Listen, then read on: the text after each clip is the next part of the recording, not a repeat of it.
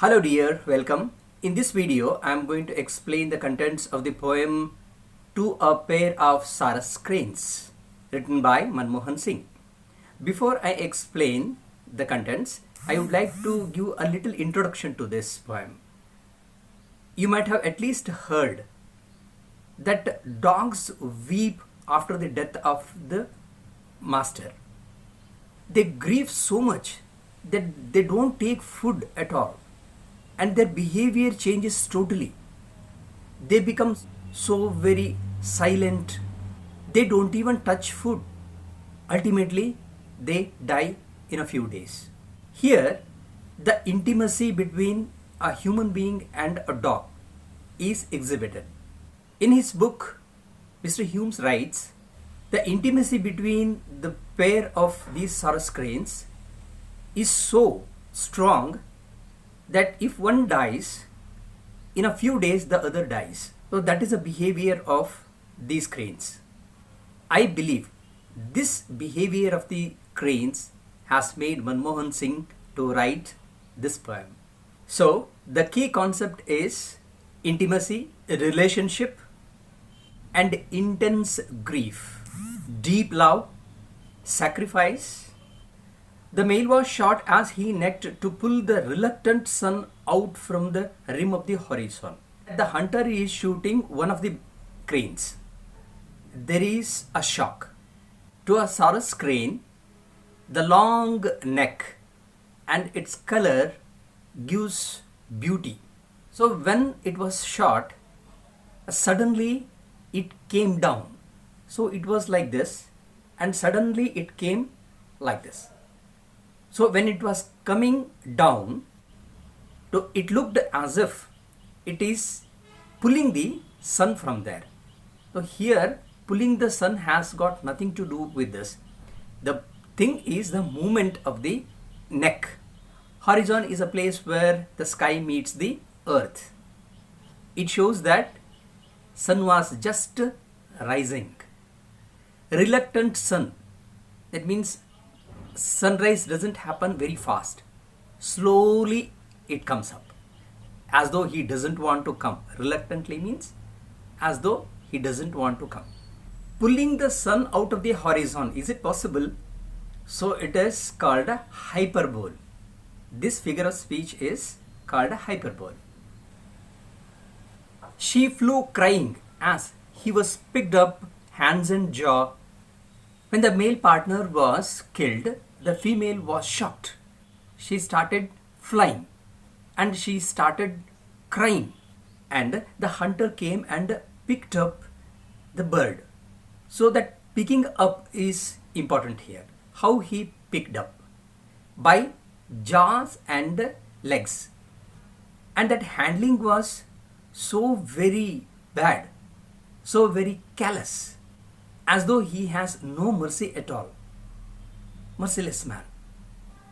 And a proud neck was humbled to lie like a dirty linen in a coarse washing bag. After picking up the bird, the hunter thrusts the bird into the bag. Now he has used the word coarse. It is to contrast with the softness of the bird. That means the bird was so very soft and delicate, but his handling was so very rough. Lie like a linen. This is also a figure of speech. It is called a simile. So he is comparing the dead body with a dirty linen. Now it is a dirty linen because it is blood stained. She circled the sky in moments of grace over his disgraceful end. The death of the bird was not graceful one. It was disgraceful because it was shot. It was murdered. The female bird was flying and making the circles over the dead male bird. The killer went away and she returned to the death scene. The hunter took away the bird and the female bird came down to the death spot. with a grief that inscribed its intensity. Now, inscribed word gives a thrust to the grief. That means it was too much. Inscribing is making deep marks in, say, the metal sheets or sometimes on the stones, chiseling the letters. That is called inscribing. So he has used this inscribe word to highlight its intensity. That is, a grief was so much in dots and pits, like the Morse code of birds' sorrow transmitted to the air. Technical things are used here. That is Morse code. Morse code was used when wireless telephony was introduced. This Morse code is a set of dits and dots, he says. That is This is letter A. So the sound of that bird was like a Morse code. That is like this. With her beak she kissed a few feathers, picked the ones that wind had not taken away. That means after the death of that bird, some feathers were lying about there at the death scene. So she started gathering them and sat to hatch the blood-stained feathers into a toddling chick. Now, this act of treating the feathers as the eggs is important here. This is a mad act, insane act. The grief was so intense that she lost her senses. The bird knew that they were feathers. They could not be hatched. Only eggs can be hatched. This is a desperate act of getting back the male partner to life. She wanted him alive. A wave of seas she had never seen came to her from far away. Now here it can be interpreted in two ways. That the bird was just by the side of a sea and suddenly a huge wave came and took her away.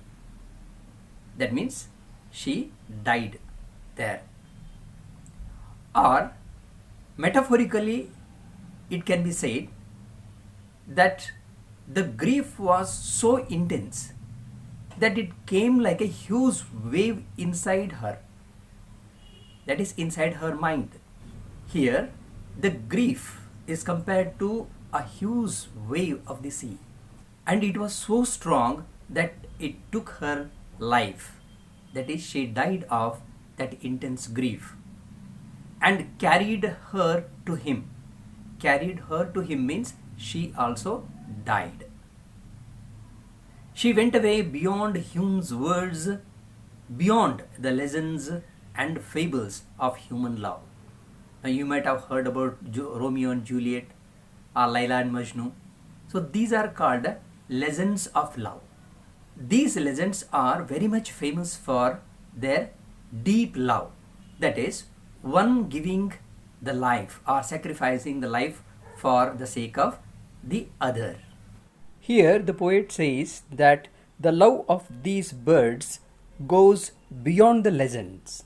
That is, it is more than the legends of love, human love, because it is a bird. It's not a human being. This line is also a figure of speech. This is called a personification. Here the grief is treated as a wave, and a wave is considered as a human being. That is, like a human being, it came and took away. Therefore, this is called personification. I hope you have understood the poem well. If it is good, just give a like to this video and share it with your friends. Jai Hind.